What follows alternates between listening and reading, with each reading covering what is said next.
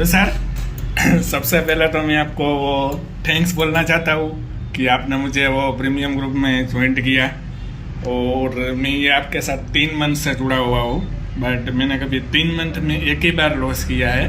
But वो मैंने आपका एसएल फॉलो नहीं किया था इसलिए। बट आज तो आप जैकपॉट पे जैकपॉट दे रहे हो।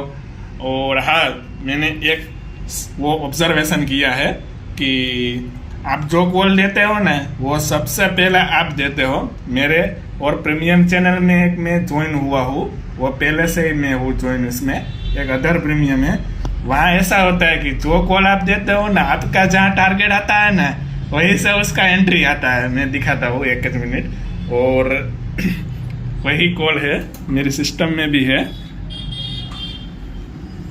और अगेन मैं आपको थैंक्स कहना चाहता हूँ। आज आपने वो जो जैकपॉट दिए हैं सब के सब, इससे इतना अच्छा मुझे लगा, इतना अच्छा लगा कि अब ऐसा लगता है कि लाइफ टाइम आपके साथ ही जुड़ के रहना है मुझे। और 3 मिनट से मैं आपसे जुड़ा हूँ, बट अभी मुझे ऐसा लग रहा है कि अभी 3-4 साल और आपके साथ जुड़ने वाला हूँ मैं। मज़ा आ रहा है आपके साथ। हर लिए थैंक्स मालूम साहब, दिल से शुक्रिया।